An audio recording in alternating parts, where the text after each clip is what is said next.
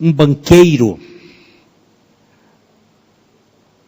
extremamente materialista e voltado para ele mesmo. Havia se casado com uma cristã, genuína filha de Deus.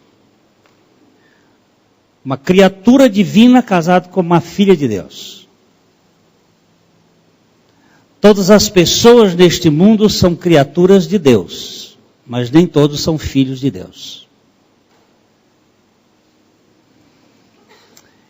E aquele homem odiava a mulher por ser cristã.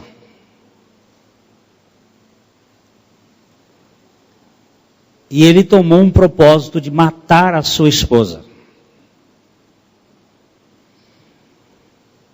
E ele precisava de uma desculpa para fazer isto. Então, bem cedo, quando ele ia para o seu banco, na cidade do Cairo, no Egito, ele atravessava uma ponte no rio Nilo. E ele pegou o molho de chaves dele e jogou dentro do rio.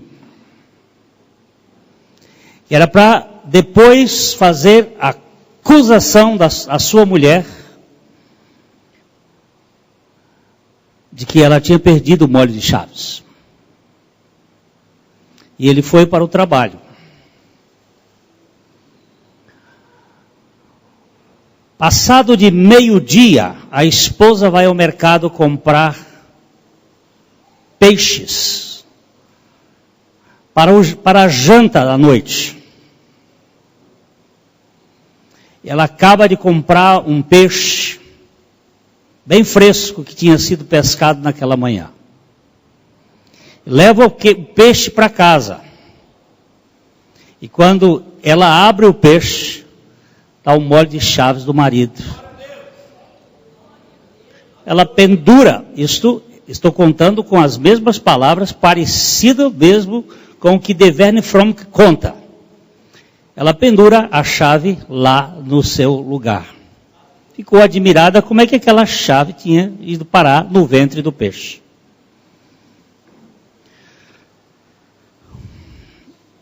O marido terminou o trabalho dele no banco e foi para um local. Vocês sabem que no Egito não se vende bebida alcoólica em ambientes públicos.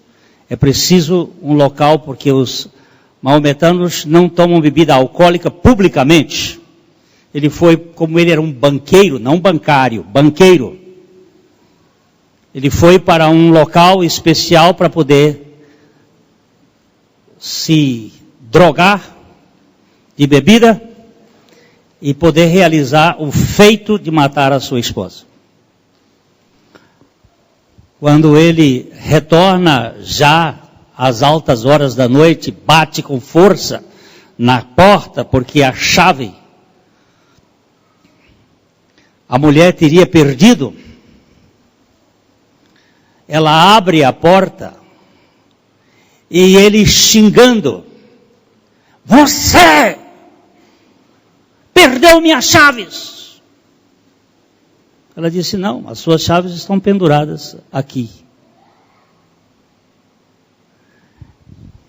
E como que, num pasmo, ele caiu de joelhos e clamou misericórdia a Deus. E de filho descendente de Abraão, segundo a carne, ele se tornou um filho de Abraão, segundo a promessa. Existem dois filhos de Abraão. E eu quero que você abra a sua Bíblia em Gálatas capítulo 4.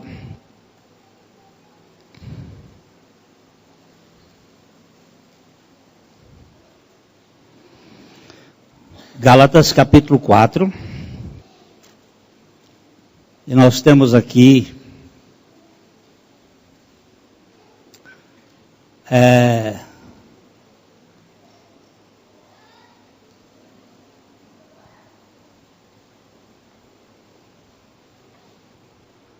Vamos ver se... Eu gosto muito de ter alguém que leia os textos para não ficar... A minha voz já é chata. É uma voz de taquara rachada. E é bom a gente ter outras pessoas lendo para tornar o ambiente um pouco mais acolhedor. Vamos pedir ali ao irmão para fazer a leitura do capítulo 4 de Gálatas. Nós vamos ler do verso 21 ao verso 31. Gálatas 4, 21 a 31.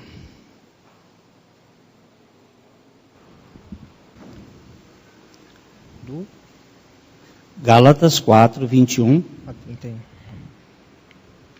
Dizei-me vós, o que quereis estar sob a lei? Acaso não ouvis a lei? Pois está escrito que Abraão teve 2 filhos, um da mulher escrava e outro da livre. Ele está falando para judeus. Vocês querem ficar debaixo da lei? Eu quero dizer para vocês que Abraão teve 2 filhos. Na verdade, Abraão teve 8 filhos. Um da escrava, um da livre e 6 da segunda esposa Quetura. Mas não são contabilizados na Bíblia estes filhos. E a Bíblia fala de 2 filhos que Abraão teve. Abraão teve 2 filhos. Um da escrava, um da livre. Continue. Mas o da escrava nasceu segundo a carne, o da livre mediante a promessa. 2 palavras. Escrava, carne. Livre, promessa. O filho da escrava é carne. O filho da livre é promessa. O pastor acabou de dizer que Deus tem 3 palavras para a nossa. Ele tem sim, não e espera. Em todas as promessas ele tem sim. Você pode abrir qualquer promessa da Bíblia, não tem não, é sim.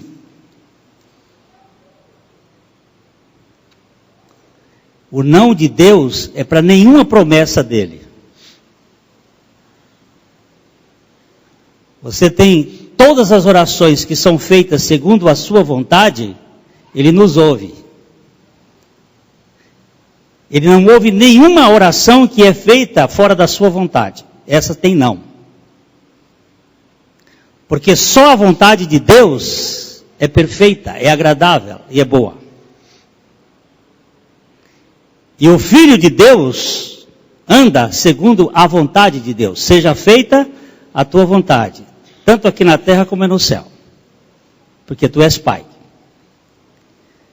Então, todas as promessas de Deus são sim. Qualquer promessa, você abre, tem sim. É cheque visado. Não sei nem se existe mais essa figura. Existe? Ainda existe? É cheque que não tem jeito de voltar. Todas as promessas de Deus. Então, aqui tem uma carne e a promessa. A escrava gera filho na carne.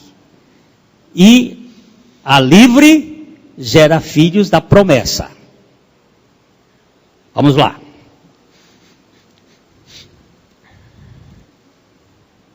Continue. Estas coisas são alegóricas, porque estas mulheres são 2 alianças. Uma, na verdade, se refere ao Monte Sinai, que gera para a escravidão. Esta é Agar. Então ele começa a explicar. Agar, a escrava, a egípcia, é símbolo da escravidão e se liga ao Monte Sinai e à lei.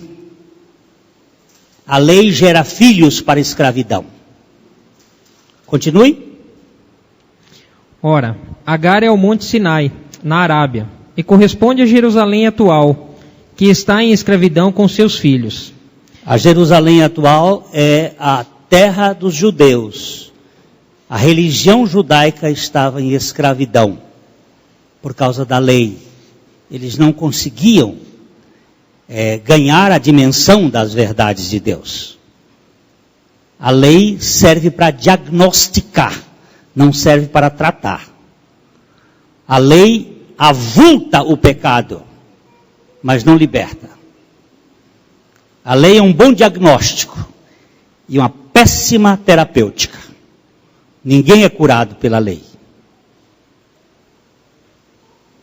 Continue. Mas a Jerusalém lá de cima é livre, a qual é nossa mãe. Porque está escrito: alegra-te, ó estéril, que não dás à luz. Exulta e clama, que tu não estás de parto. Porque são mais numerosos os filhos da abandonada que os da que tem marido. Agora ele fala aqui de uma linguagem muito metafórica. E ele diz que há uma Jerusalém aqui embaixo e uma Jerusalém lá de cima. E ele diz que a de cima parecia estéril, mas os filhos daquela que parecia estéril eram mais numerosos do que os filhos daquela que é a carne.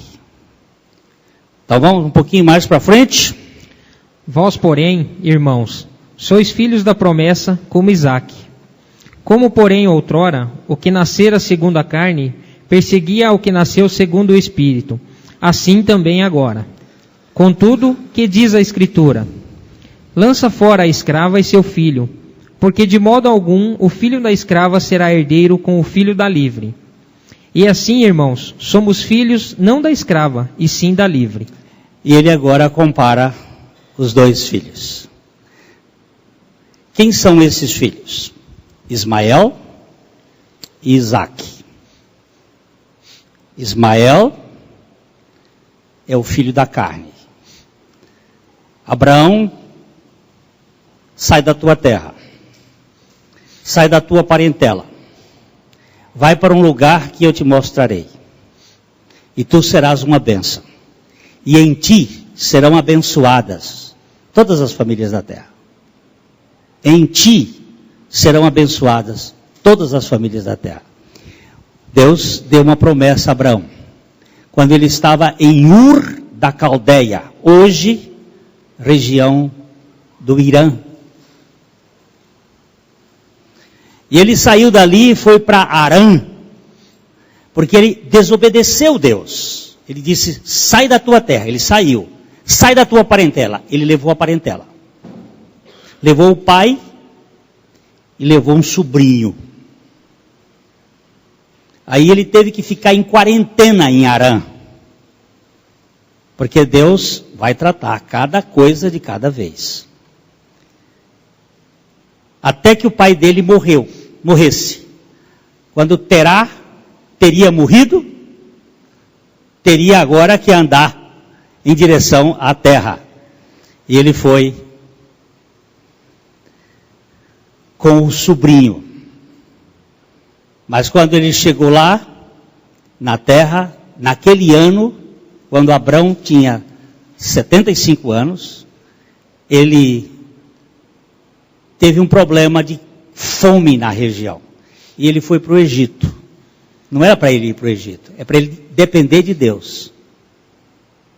Na hora da crise que você tem, não é para você recorrer aos homens, é para você recorrer a Deus primeiro. Pode ser que Deus lhe envie aos homens.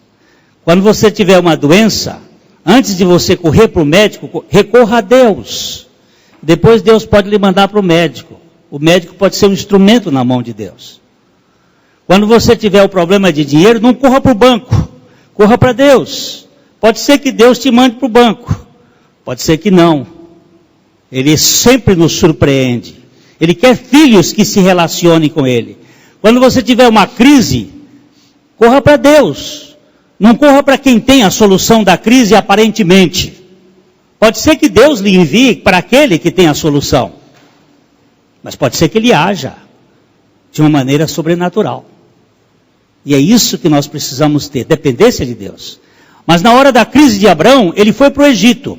E quando ele chegou no Egito, o que aconteceu? Ele teve um envolvimento com o Egito e trouxe de lá uma mulher chamada Agar, a escrava.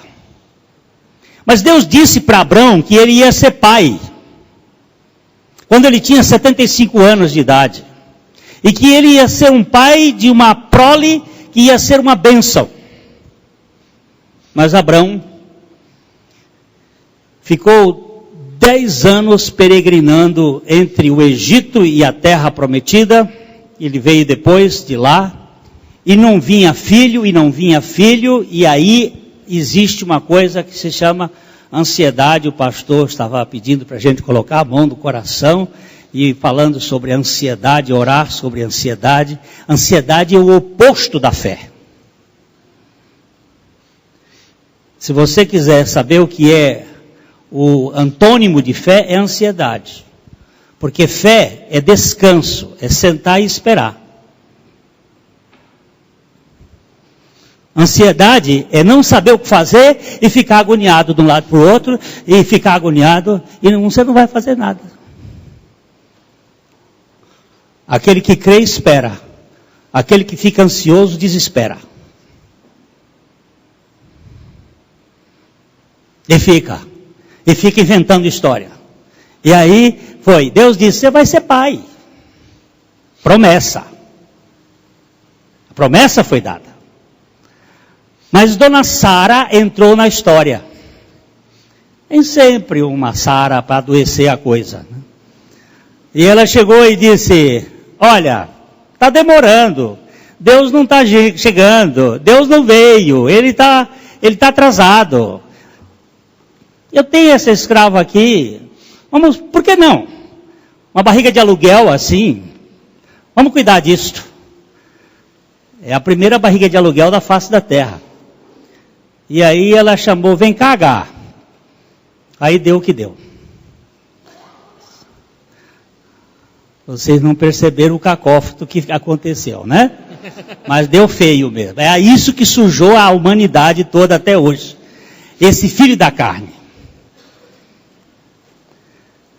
Carne fede, cheira carniça, tem mau cheiro. Carne para nada aproveita. Veio aquele menino quando Abrão tinha 86 anos, nasceu Ismael, e Deus calou a boca. Durante 13 anos, Deus não falou mais com Abrão. Silêncio profundo. Dos 86 anos de Abraão aos 99 anos de Abraão, o Senhor ficou em absoluto silêncio. Abraão andando por conta própria. Quando ele completou 99 anos, e ele estava decrépito, impotente, e a sua mulher, que era estéril, já tinha amarrado o facão. Você não sabe o que é amarrado o facão? Perdeu a capacidade de gerar filhos. Já estava também na menopausa. Aí entra Deus, aparece Deus e diz assim, eu sou o El Shaddai. Eu sou o Deus que amamenta. Eu sou o Deus Todo-Poderoso. Anda comigo e eu te farei perfeito. Olha, ele disse para ele, sai da tua terra, da tua parentela, vai para um lugar que eu te mostrarei. Sempre relacionamento. Deus não quer leis para o homem, Deus quer intimidade com os homens. Deus não quer que nós andemos por cartilhas nem por normas, nem por códigos. Deus quer que nós andemos com Ele por intimidade. Relação de filho com pai. Ele usa pela primeira vez na Bíblia o termo o Deus Todo-Poderoso, o Pai que amamenta. Engraçado, Pai que amamenta. El Shaddai, que vem do verbo shad, que significa amamentar. O que tem poder para satisfazer a fome de significado que nós temos dentro do nosso coração. É o Deus Todo-Poderoso. Anda comigo. E aí, aos 100 anos, um homem que não podia gerar filhos porque estava impotente. Uma mulher que não podia gerar filhos porque era estéril e já estava na menopausa. Sem Viagra, sem Levitra, ele levitrou. E ela gerou filho. Por isso é chamado filho da impotência humana e do poder de Deus. É filho da incapacidade da carne, mas do poder da promessa de Deus. Deus havia prometido. E Deus, o que Ele promete, Ele cumpre.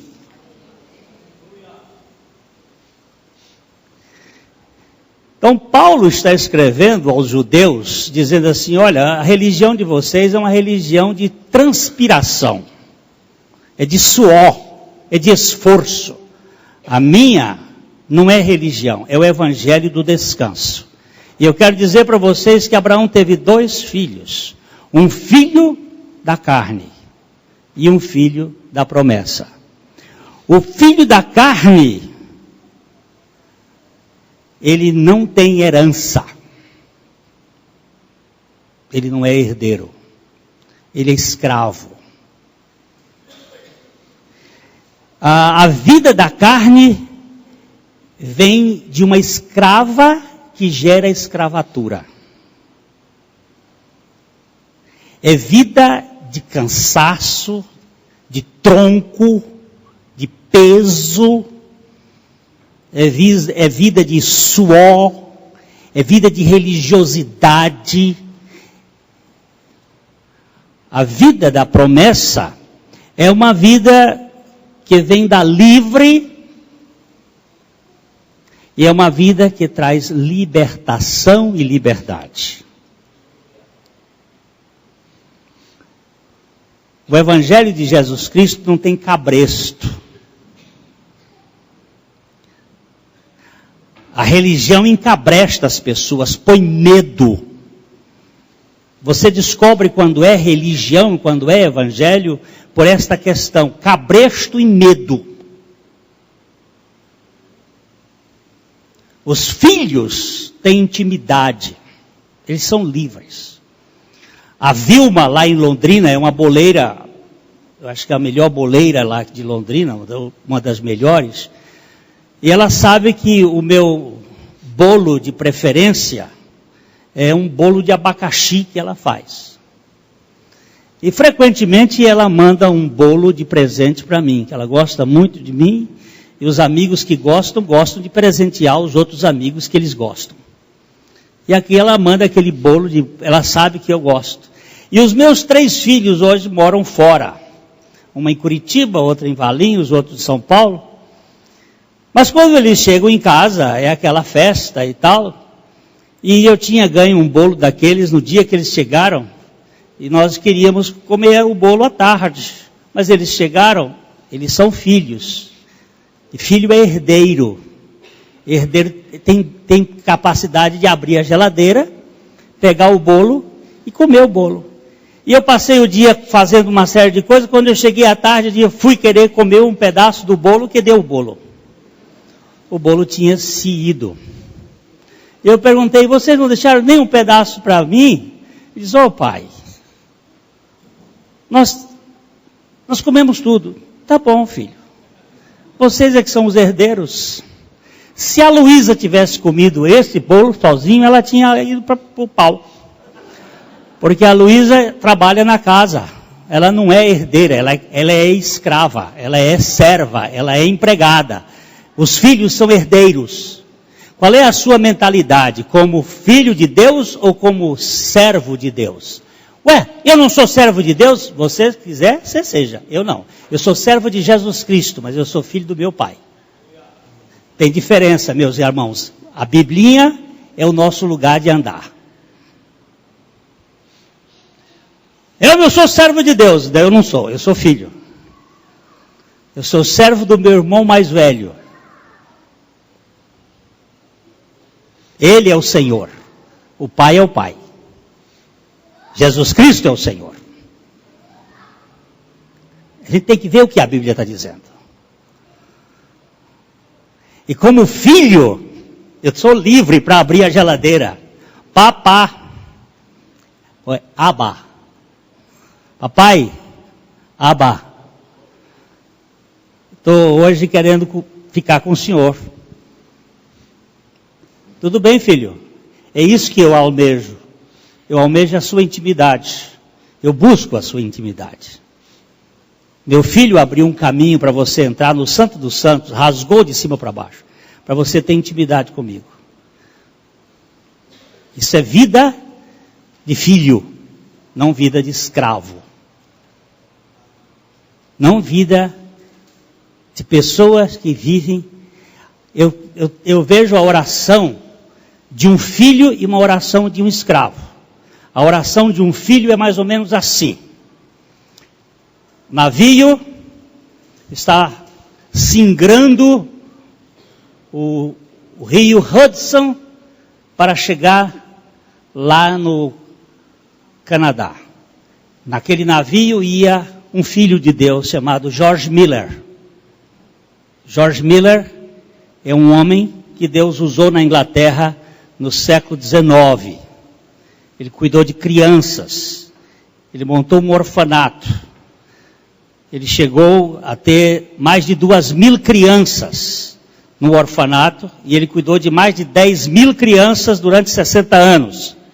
Nunca pediu um centavo, um penny, para homem algum.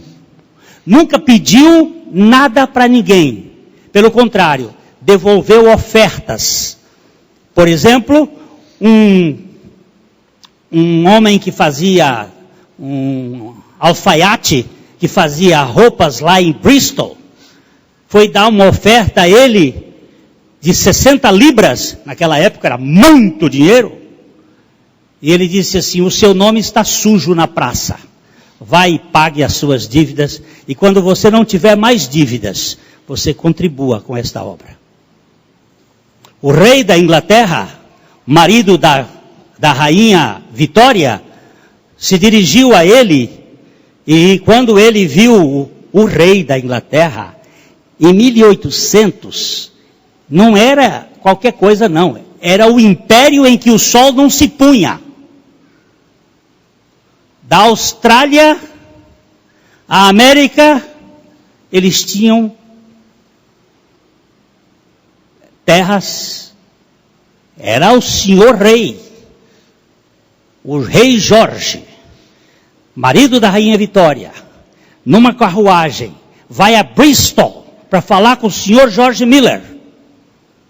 O senhor Miller era um homem de 1,80 m, na minha altura, mas pesava 78 quilos. Eu peso 95, então você vê que ele era elegante. Ele, quando viu o rei, como todo bom súdito, permanece até que o rei mande se levantar. E o rei diz para ele se erguer e faz uma pergunta, eu vim aqui, senhor Miller, porque eu tenho sabido do seu trabalho com as crianças. E eu vim para oferecer os préstimos do Tesouro Britânico para a sua obra. O senhor diz quais são as suas necessidades e nós iremos dotar uma importância para a sua obra. Sua Alteza, eu não tenho nenhuma autorização do Rei dos Reis para dizer quais são as nossas necessidades para nenhum súdito dele. Esse é homem que crê.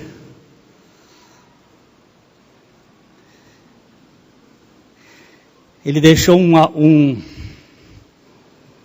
diário de orações. O diário dele tem vários livros. Tinha assim o dia que fez a oração, de que se tratava a oração e o dia da resposta. Mais de 50.000 orações respondidas naquele diário.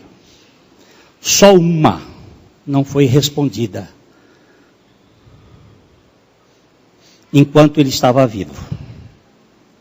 Mas foi respondida no dia em que ele morreu. Ele orou 62 anos pela salvação de uma pessoa. E essa pessoa foi salva no dia da morte dele. Esta é a única oração que ele não viu respondida. Não está anotada a resposta no diário. 65% das orações dele foram respondidas, ou na mesma hora, ou no mesmo dia. 35% foram respondidas no outro tempo. Então o navio ia subindo para chegar no Canadá. Era mês de novembro. Aquele navio a vapor. De repente o capitão diz: infelizmente não temos mais possibilidade de navegar. A neblina cobre, não temos visibilidade, as águas estão começando a congelar, o inverno chegou mais cedo e nós não podemos navegar. O Sr. Miller disse para o capitão: capitão, eu preciso estar em Toronto no dia 29 de novembro. Isto era por volta do dia 7 de novembro. E ele diz: impossível, Sr. Miller, nós não temos condições de navegabilidade. Ele diz: onde nós estamos? Então o capitão vem aqui na casa dos mapas e mostrou: nós estamos aqui na altura de Saratoga. Para nós chegarmos até os grandes lagos, nós temos ainda 5 dias de navegação e não é possível navegar do jeito que está. Vento contrário. Miller diz assim: vamos orar, capitão? O capitão era crente. Mas nem todo crente é filho de Deus. Porque Satanás também é crente. Ele crê em Deus. E até treme. Os demônios creem e estremecem. Isso é o que minha Bíblia diz. George Miller ajoelha-se, o capitão ajoelha-se, George Miller faz uma oração: Pai, eu preciso estar em Toronto no dia 29 de novembro, em nome de Jesus. Amém. O capitão começa a orar, porque o capitão era crente. E a oração de crente começa assim: nosso Deus e nosso Pai, nós que estamos aqui, reunidos. Quando ele começou assim, George Miller bateu nas costas dele e disse: capitão, o senhor não precisa orar. Por 2 motivos. Primeiro, porque Deus já atendeu a minha oração. E segundo, porque o senhor não crê que Deus vai atender a sua oração. Capitão, faz 59 anos que eu ando com o meu pai. Ele nunca me mandou fazer uma coisa que ele não fizesse aquilo acontecer. Levante-se, suba até o tombadilho do navio e verás que o vento cessou. A neblina se dissipa e a água está se degelando. O capitão que conta essa história diz que começou a tremer porque disse assim: eu vou perder a credibilidade num homem que eu tenho tanta admiração. Mas ele subiu. E quando chegou lá em cima não tinha mais nem vento, nem neblina. E no dia 29 de novembro, ele estava lá pregando no Canadá. O que é isso? Isso é filho. Isso é oração de filho. Como é a oração de filho? Pai, eu preciso estar em Toronto no dia 29 de novembro. Pai. Como é que ele fazia a oração? Acabava a comida das crianças. Pai, daddy, não father. Daddy, as crianças não têm pão para amanhã. Em nome de Jesus, amém. O pai dele que tinha que tratar de arranjar comida para as crianças. Porque o pai dele foi que deu para ele a missão de cuidar daquelas crianças. E se ele era filho daquele pai ia suprir.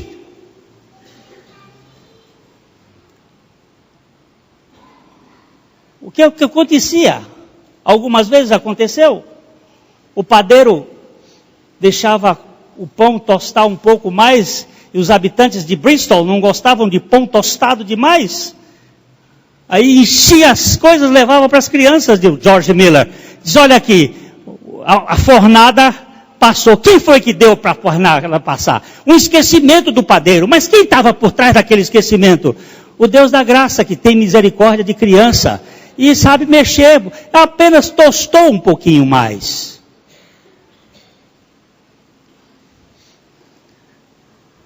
Daddy, acabou o leite. Em nome de Jesus, amém. Não foi assim que Maria orou para Jesus? Ela disse, eles não têm mais vinho. É só isso, oração. Oração não é um grupo de sindicato querendo fazer força para produzir reação, como se Deus fosse um imbecil. Conversa, gente. Tirar a coisa na saca-rolha? Esse Deus da graça é tremendo. Vem cá. Você quer ser filho ou quer ser servo? O pastor estava falando ainda há pouco que muita gente vai ser só curada. Tem muita gente que só quer cura mesmo. E ele cura. Mas eu não quero cura, não. Eu prefiro ficar doente e salvo do que curado e ir para o inferno. Porque na doença eu vou ficar dependendo dele. Eu não estou buscando felicidade nesse mundo. Eu quero ser filho e andar na santidade do meu Pai. Vida de escravo, vida terrível. Oração de escravo, louvor de escravo. Louvor de escravo é esquisito. Louvor de filho é aquele coisa gostosa. Paizinho, estou com saudade de você. Meu filho falando para mim, 3 da tarde. Paizinho, um marmanjo, falando para um velho. Paizinho, eu estou querendo ficar com o senhor hoje. Estou aqui com uma brecha no meu trabalho. Estou com 1 hora aqui que o cliente não veio. Paizinho, quero falar com você. Vou falar com o senhor. Quero ter essa intimidade. Vida cristã de intimidade. A vida da carne se manifesta pela aliança da lei. A vida da promessa se manifesta pela aliança da graça. A lei exige, a graça dá. A lei requer, a graça nos concede. Mas para a gente sair da lei, para entrar na graça, dá um trabalho, porque a gente não quer largar do comando. Você ser uma pessoa aqui relaxada, como é que você está? Está na mão de Deus. Entreguei para Ele, o assunto é dele. E agora eu vou de férias, vou passear. O que você vai fazer? Eu vou para o sábado, eu vou para o descanso, vou deixar que Ele faça aquilo que eu não sei nem posso fazer. Mas Ele faz, para filho Ele faz. E às vezes faz para escravo também, para o escravo aprender que Ele é Deus também dos escravos. Mas Ele é pai dos filhos. Ele é Deus de todos, mas Ele é pai de poucos. A história está na mão dEle, a terra está na mão dEle, tudo Ele controla, Ele é soberano, mas Ele é pai daqueles que creem.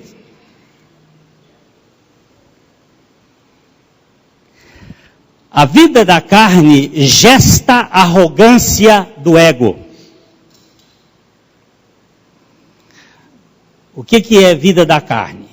É um micro fecundando outro micro, é um espermatozoide fecundando um óvulo e fazendo crescer a partir da invisibilidade um bichinho que nasce, vai crescendo, vai gestando na barriga, vira ovo, vira zigoto, vira feto e nasce e vira um monstro.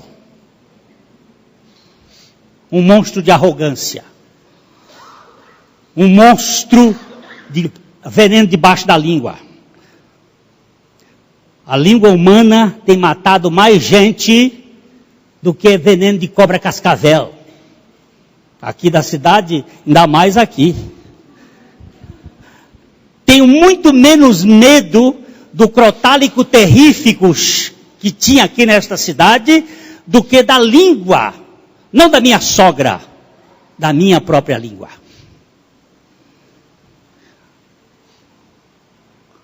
Lutero, o homem de Deus, disse certa vez: eu tenho mais medo do meu coração justo, presta atenção, eu tenho mais medo do meu coração justo do que o Papa e todos os seus cardeais.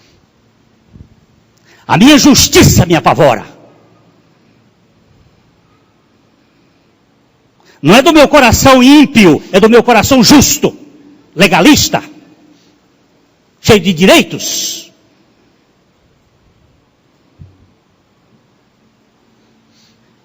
É uma gestância, uma gestação de uma arrogância que vai nascendo, virando monstro. Eu já contei isso em outros lugares. Acho que aqui em Cascavel, muitas pessoas que têm ouvido a pregação durante vários anos, porque eu prego aqui em Cascavel desde 1983. Tem uma turminha aí que a gente acompanha há muitos anos. Mas essa questão da arrogância do ser humano, ela é de matar. A gente não vê, mas ela é terrível. Quando a minha filha caçula do meio nasceu, tinha nascido o filho, agora nasce uma mulher. A gente fica sempre querendo ter um casalzinho, e eu fiquei muito animado com a filha, e estava lá no berçário. Naquele tempo era mais duro, a criança não ficava com a mãe, ficava lá naquele berçário, e eu estava lá olhando, do meu lado havia uma avó, olhando também ali no berçário. E você sabe que avô é um bicho que o filho amansou para o neto montar. É o bicho mais quebrado que existe. E a avó estava ali olhando, e ela babava o neto dela, minha filha, e ela babava com o neto, e ela falava: filha, vovó está aqui, vovó está aqui. E a vovó bobona, e olhando, e eu aqui: filha, papai está aqui, papai está aqui. E nem escutava nada, nem podia escutar, tinha um vidrão na frente. Aí ela virou e disse assim: que anjinhos inocentes, não é? Eu disse: qual? Seu neto ou minha filha? Ela disse: os dois. Eu digo: não, essa aqui é uma cobra cascavel. Meu senhor, não diz isso não. Bateu na boca assim. Eu digo, sabe por quê? Que eu sei de onde ela veio. Ela veio de mim. E a minha natureza vem lá de Adão. E a natureza que vem de Adão é chamada na Bíblia de raça de víbora. Não, senhor, isso é um anjo. Anjo, deixa isso aqui começar a crescer. Você vai ver o anjo que é. Veja isso aqui. É mentiroso desde que nasce, é rebelde, é criador de caso. Ela diz, não, senhor. Digo, a senhora criou filho, não criou? Criei. E como eram seus filhos? Eram desobedientes. Não era mentiroso? Era mentiroso. Pois é. É a natureza humana. Tem veneno. Isso é carne. E nasce e fica arrogante. E vai crescendo. Quanto mais cresce para arrogância. E você sabe qual é o que eu tenho mais medo? É quando você fica espiritual. A arrogância espiritual é pior do que a arrogância física. Porque ele fica manipulador de Deus, como se Deus fosse empregado dele. Eu já vivi essa crise. Ainda bem que ele tem misericórdia.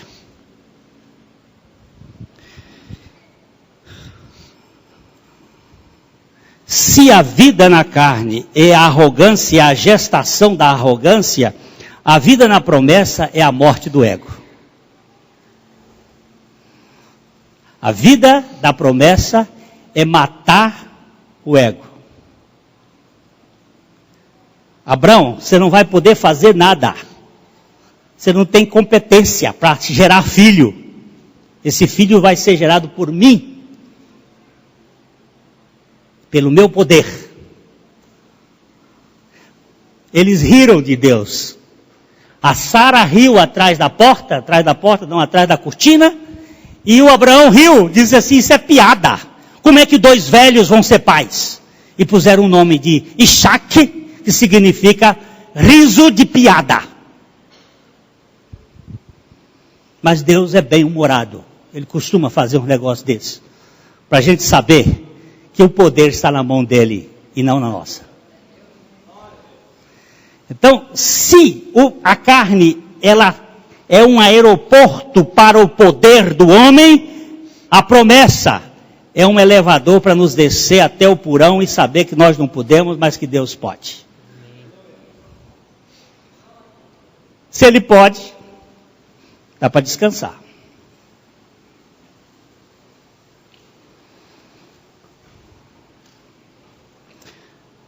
Em 1980 eu estava nos Estados Unidos fazendo um curso e um amigo me ligou e disse assim, foi uma conversa comprida que não vou contar aqui, que não dá tempo. Mas ele disse, eu queria levar você para passear aqui nos Estados Unidos. Eu disse, eu não posso. Ele disse, você não pode por quê? Eu já falei com a Carmen é minha esposa, e você vai ficar mais uma semana, eu já troquei sua passagem. Eu disse, você está louco? Eu não posso, eu não tenho dinheiro. Meu dinheiro chegou ao fim. Ele disse, eu não estou perguntando se você tem dinheiro.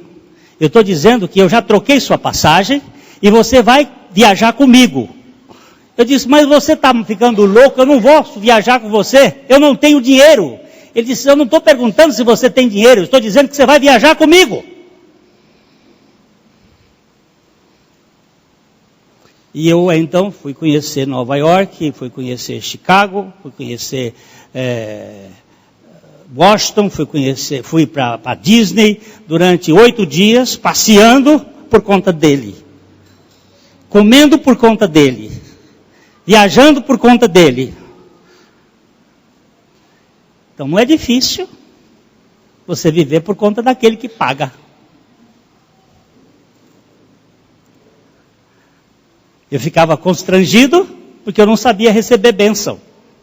Eu sei negociar. Toma lá, dá cá. E eu fiz muitas vezes isso, assim, quando a gente sentava no restaurante para comer, eu olhava o prato, o preço mais barato, para poder não ser pesado para ele. E aquilo que eu contei hoje lá na igreja do pastor, que estava você depois vem em outro lugar lá, que não esteve lá na Importa, vejam lá que contei uma história de um pastor no México, Madrid, que a gente sempre ora pelo preço, para não ter a vergonha grande. Eu ficava olhando o mais baratinho, e ele empurrava o dedo para o mais caro. Dizia, vamos pedir esse aqui, que esse aqui está melhor. Mas nós não sabemos descansar na graça. Nós não sabemos ser abençoados por Deus. Nós sabemos negociar com Ele. Eu vou fazer, se o Senhor me abençoar, eu vou ser fiel. Se eu for fiel, o Senhor vai me abençoar. Tem um negócio esquisito aí que eu não entendo.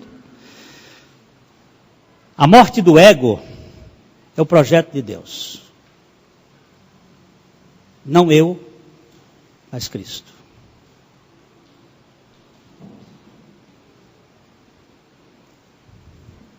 Não eu, mas Cristo.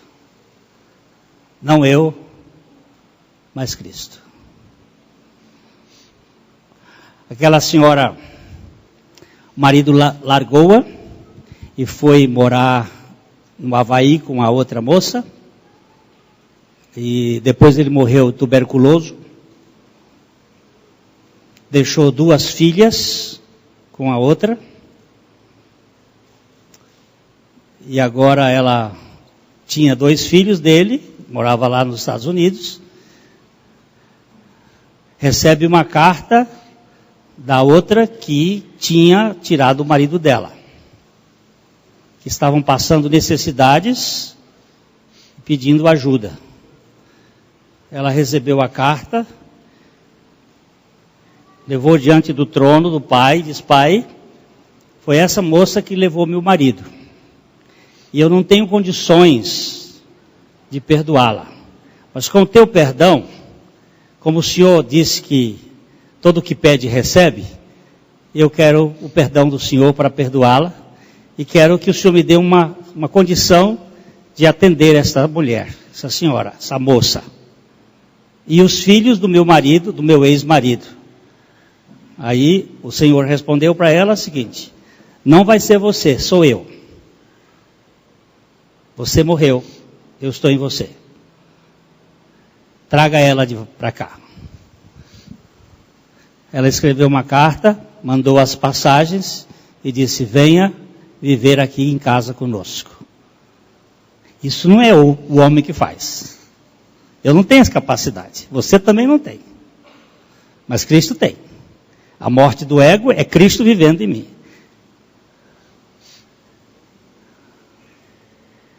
Cristo vivendo em mim, Ele pode. Eu não posso. Eu tenho vontade de esganar, de matar.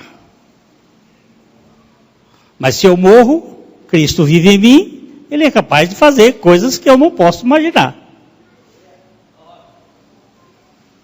Cristianismo não é aperfeiçoamento de Adão. Adão não vai evoluir em nada. Cristianismo é substituição de Adão por Cristo. Não mais em Adão, mas em Jesus Cristo.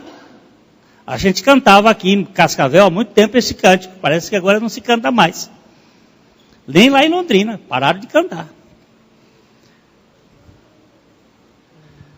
É Cristo e não eu. Mas isso é possível? Se não fosse possível, não estava na Bíblia.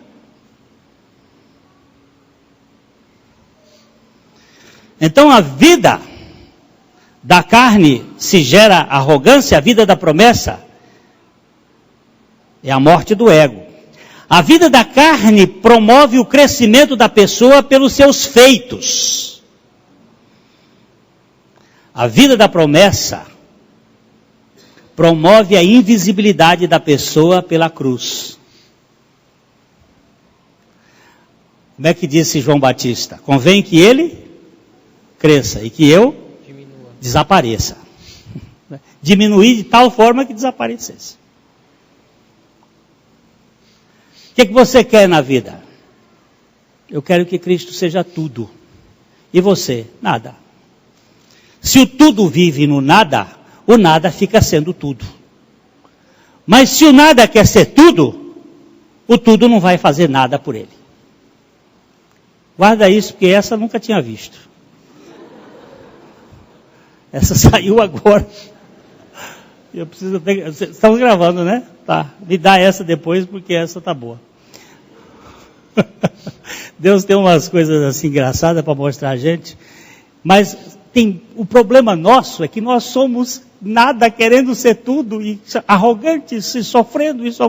Mas se você não for nada e o tudo morar em você, eu entendi que quando a Bíblia diz assim, eu sou forte quando eu sou fraco. Por quê? Fraco, na dependência do Todo-Poderoso, eu sou forte. Sou todo-poderoso, tenho todo o poder dele à minha disposição. Irmãos queridos, a vida da carne quer muitos servos a seus serviços, a vida da promessa serve muitos por amor. A vida da carne quer que os outros estejam olhando para ele. A vida da promessa olha para os outros e diz assim, eis aqui alguém pronto para ajudar você no que for possível.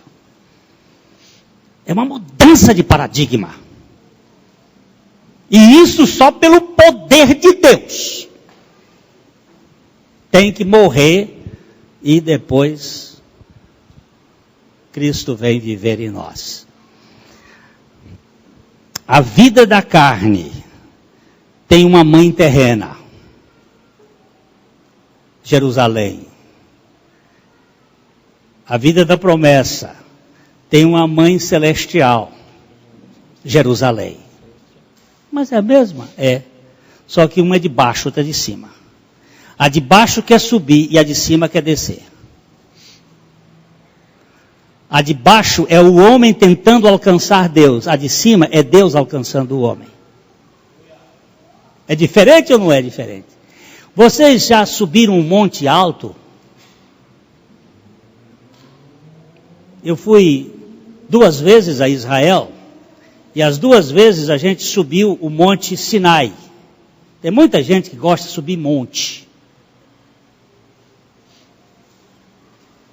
E eu tinha que ir porque eu era o chefe da gangue que ia para lá. E lá vou eu com aquele povo. A primeira vez tudo muito bom, vamos subir.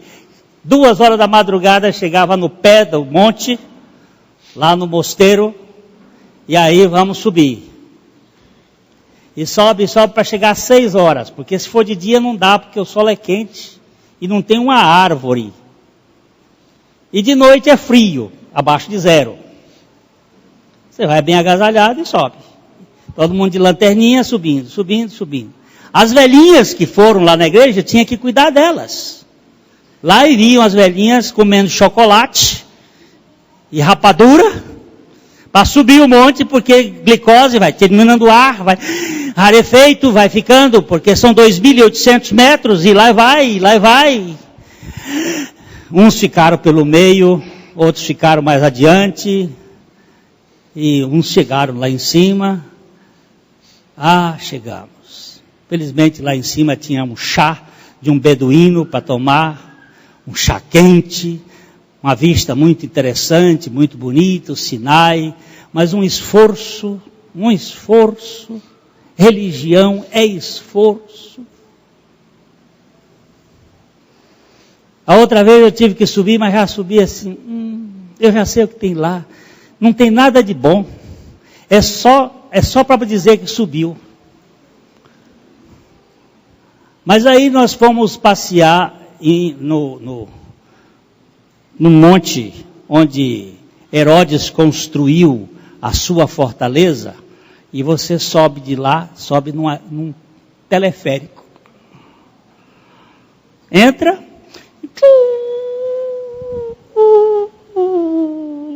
que coisa linda.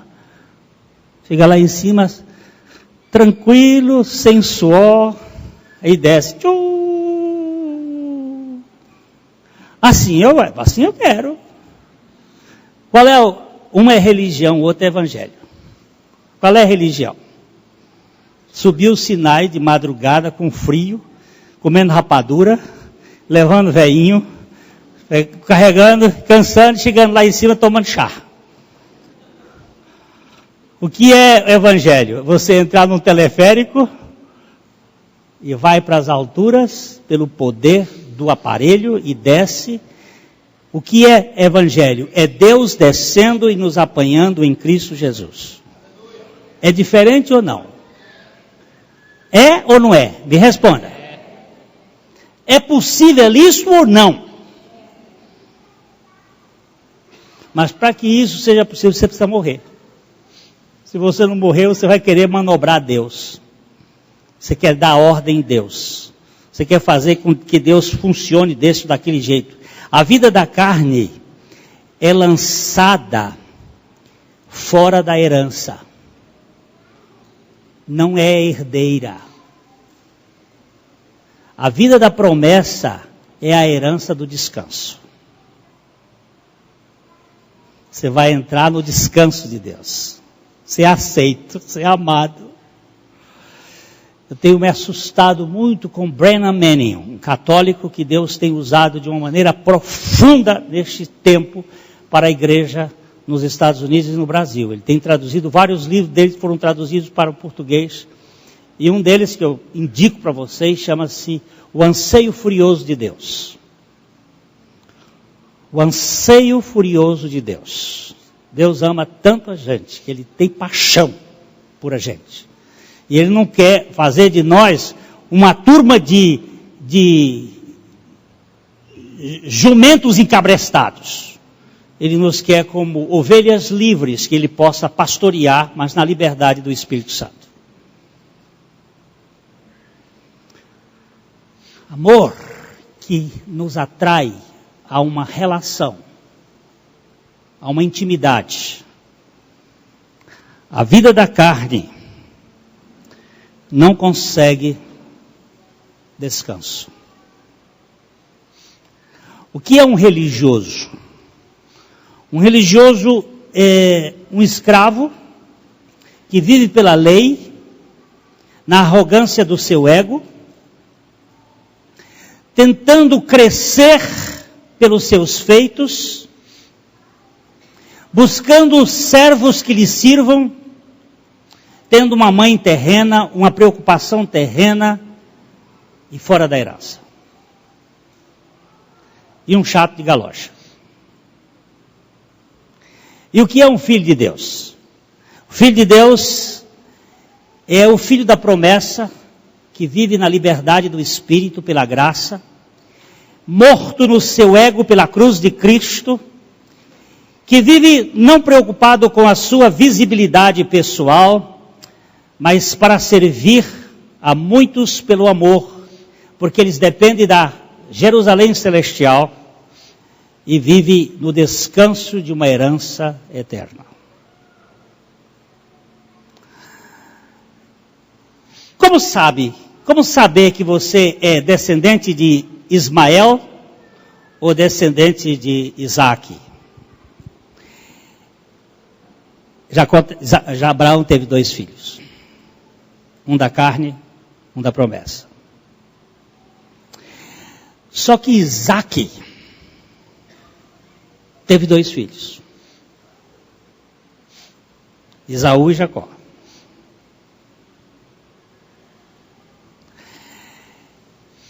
E Jacó, o trapaceiro, é que é o herdeiro.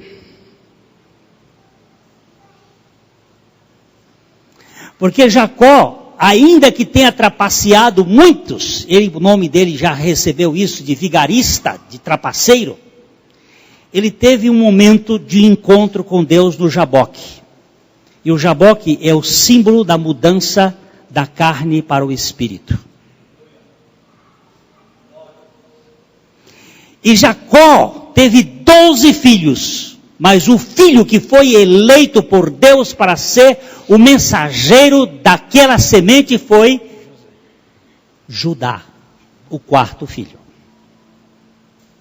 E da semente de Judá, ele trouxe que é o filho da promessa. Quem é o filho da promessa? Agora você vai abrir sua Bíblia, viu, companheiro de viagem? Você vai abrir sua Bíblia em Gálatas 3,16.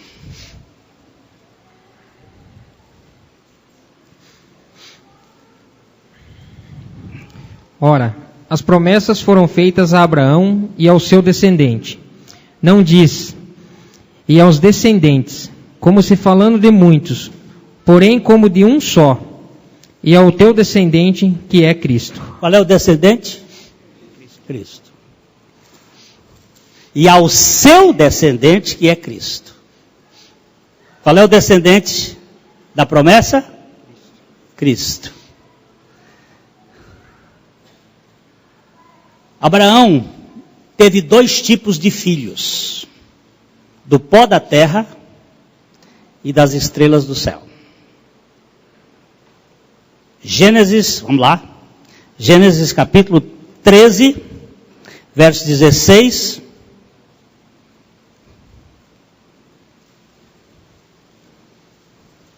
Gênesis 13, 16.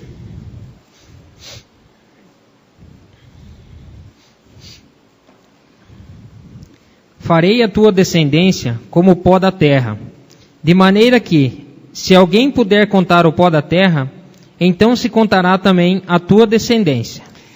Essa descendência do pó da terra é Ismael,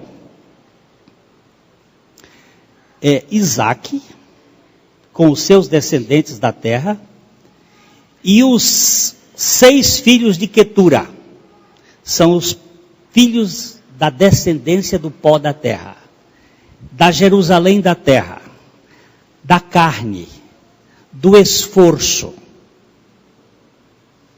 Mas depois que Abrão tem uma revelação de Deus, e a promessa lhe é dada pela aliança da graça no capítulo 15 de Gênesis, e agora você leia capítulo 15 de Gênesis, versículo 5, ele fala de outros filhos de Abrão.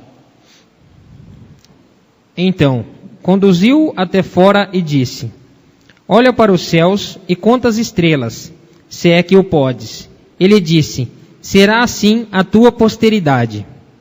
Agora ele está falando da posteridade do céu. Quem é nascido da carne é carne. Quem é nascido do Espírito e tem 2 nascimentos, da carne e do Espírito. Se você nasceu da carne, sendo judeu, sendo árabe, sendo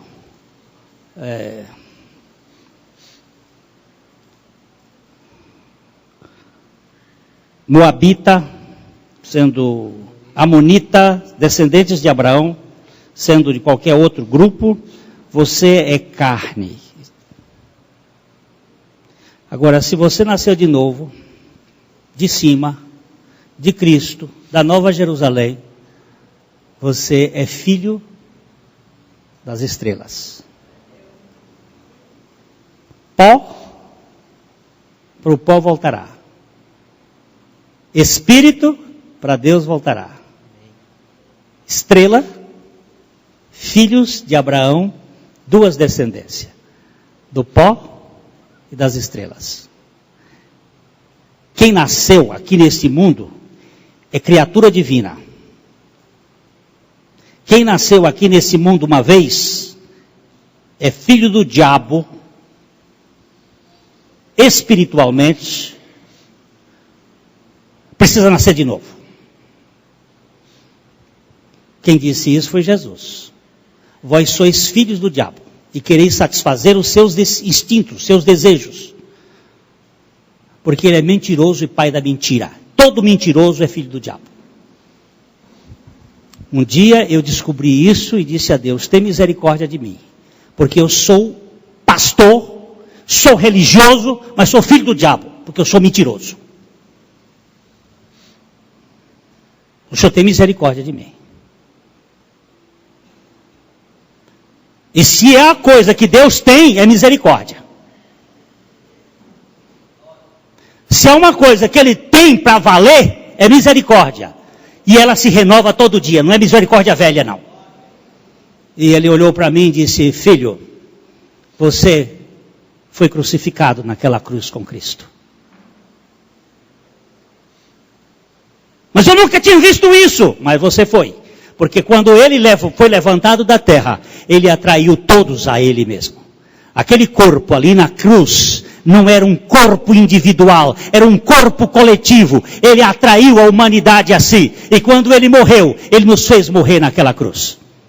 Isto é vida, isso é verdade da Bíblia. Isso não é verdade de qualquer lugar, não. É a palavra de Deus que está dizendo isso.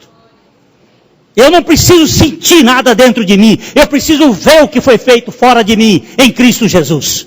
E receber pela fé aquilo que foi feito. Nós estamos criando uma religião de subjetividade. Você sente a presença de Deus? Aí se você não sente, você não tem nada.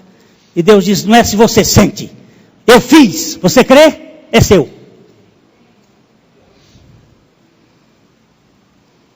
Porque os meus sentimentos são fugazes como a onda do mar, da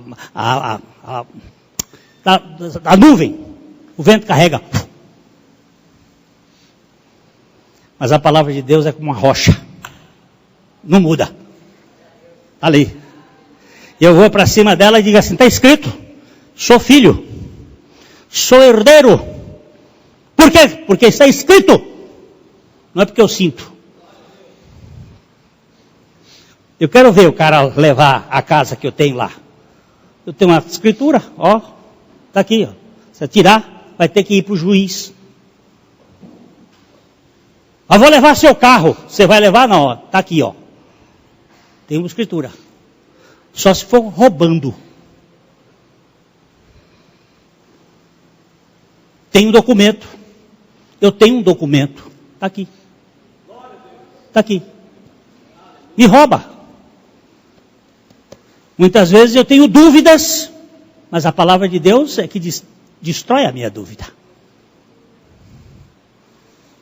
Quando eu fico perturbado, ele diz, olha aqui filho, está escrito. Quando o diabo diz para Jesus assim, está escrito, pula daí para baixo. Ele diz, está escrito, não tentarás o Senhor teu Deus. Pronto, assunto encerrado. E aí você diz assim, como se pode saber que uma pessoa é carnal ou espiritual? Por essas 7 coisas que nós vimos aqui. E por uma coisinha a mais que eu quero dizer. O carnal persegue o espiritual. Você quer saber como é que uma pessoa é carnal, é da carne e outra é espiritual? O espiritual não persegue. O espiritual celebra. Mesmo do cacete, o pau está cantando e ele está cantando mais ainda. Agora o carnal fica pegando no pé e perseguindo e criando caso e mexendo com o outro. E ele não tem e não quer que o outro tenha. É o invejoso. Ele é carnal. Você nunca vai ver um evangélico no sentido que eu estou falando aqui. Evangélico do evangelho. Não é evangélico de igreja evangélica. O evangélico que conhece o evangelho. Nunca vai ver um perseguidor.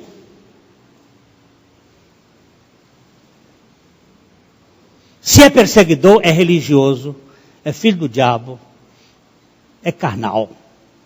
Não tem experiência com a graça de Deus. Não tem. O filho de Deus, o cara leva, ele diz, leva a capa também. Não dá o supapo, ele tem o outro lado aqui para dar. Mas isso só pela vida de Cristo. Porque não é possível por nós. Então, queridos, ele teve 2 filhos. Tem 2 tipos no mundo. O religioso e o não religioso. O religioso é um inconsequente, porque não está levando a coisa a séria. Está vivendo uma vida de aparência. Agora, eu não tenho que dar satisfações a vocês, nem a mim. Paulo diz, eu nem julgo a mim mesmo. Quem vai me julgar é o Senhor. Eu vivo na presença dele. Senhor, aqui está esse desgraçado, que não consegue nem crer, mas está na fila. O Senhor me dá graça, me dá fé, me dá a vida, que está no teu Filho Jesus. O que faz uma pessoa morrer afogada? Para a gente terminar. O que é que faz uma pessoa morrer afogada? Aí alguém já está dizendo que não saber nadar? Não. Nadar, hein? O que é que faz a pessoa morrer afogada? É o medo. É o medo da água. Sabe por quê? Porque se você relaxar, a água lhe sustenta. Você não afunda. Tanto é que depois que morre, é boia. Por que não boiou antes?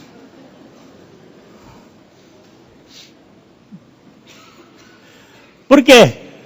Porque você quer estar o controle na água. E quando você faz o controle, é... Os experimentalistas da psicologia foram fazer algumas experiências e pegaram uma criança. Pegaram algumas crianças e puseram a criança dormindo numa banheira com a mesma temperatura do corpo. A criança dormindo peladinha, colocaram dentro da água e ela... Aí deu um choquinhozinho assim, só para ela acordar. Bom!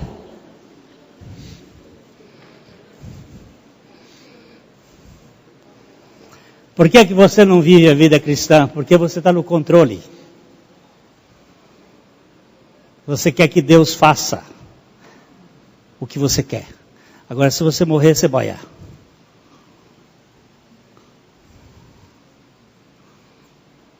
Que coisa boa, né? Quanto menos... Vou dar um livro para vocês lerem aí. Procure na cidade, se não tiver, manda pedir... na Tesouro Aberto, chamada A Vida que Vence, de Watchman Nee. Depois que vocês lerem esse livro, vocês nunca mais vão botar esforço. Vocês têm, né? Hein, Fernando? Vocês têm, né? Vocês também têm, né? Mas não leram, garanto que não leram. Vixe.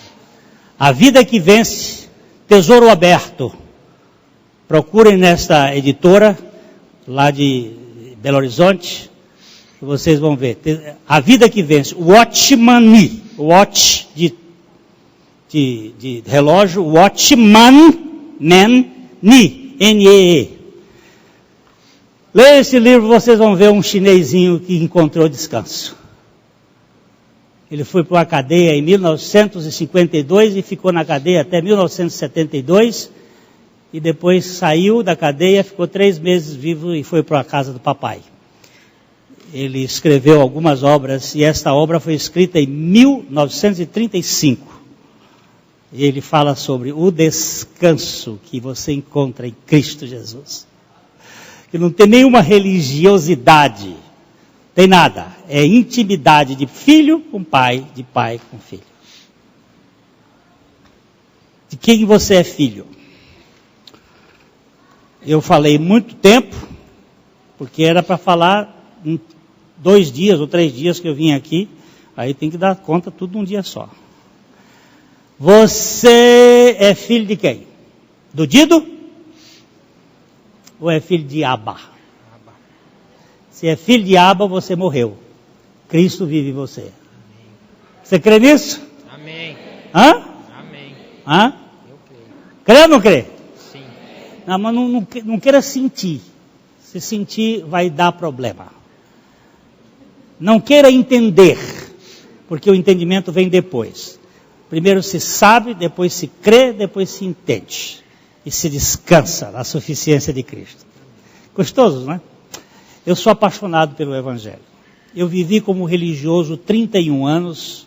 Há 35 anos eu estou vivendo como filho de papai, sendo aperfeiçoado de glória em glória, na imagem do Filho, até que eu possa chegar à estatura da varonilidade de Cristo.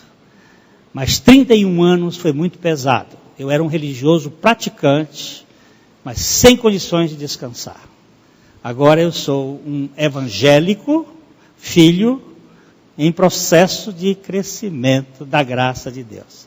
Aceito, amado, amado, amado, amado. Eu assusto com o amor de papai. Às vezes eu digo a você, o senhor não tem nenhuma raivinha de mim quando eu faço determinadas coisas? Ele disse, meu filho, eu te amei com amor eterno e com amorável benignidade eu te atraí. Você morreu na cruz com o meu filho. Eu dei a vida dele para você. ainda que sua natureza terrena seja uma natureza frágil e fraca, eu tenho colocado o Espírito Santo para você fazer morrer a sua natureza terrena. Não é o velho homem não, meu irmão. O velho homem já morreu com Cristo. É a natureza terrena que Adão tinha antes de pecar. Quando ele pecou, ele tinha natureza terrena. E nós continuamos com essa natureza terrena, fraca, frágil, sujeita ao pecado, mas também sujeita à vitória sobre o pecado pela vida de Cristo. O mesmo avião que voa pode cair, mas ele não cai se o motor permanecerem fiéis e trabalhando. E aí o avião continua voando. A lei da gravidade está puxando ele, mas a lei da aerodinâmica está mantendo ele voando. A lei do Espírito da vida em Cristo Jesus te livrou da lei do pecado e da morte. Você pode crer nisso ou não pode? Amém. Então é isto aí. Vida cristã é isto. É um bando de incapazes e de mendigos e de idiotas e de frágeis e de... O que mais? Ajuda, me dá umas outras coisas. E de... Ninguém quer dizer o que é, não? Competente. Incompetente. Bobos e de corruptos e de corrompidos que foram alcançados pela graça de Deus. E essa graça vai fazer essa turma toda descansar na suficiência daquele que vive em nós. Vida cristã não sou eu, é Cristo. Eu estou querendo deixar esse negócio aqui com alguém, e você não sobe e eu fico... Aí eu fico falando a noite toda aqui. Quando eu nasci, minha mãe me vacinou com agulha de vitrola e me deu chá num chocalho para eu beber. Chá de pena de papagaio.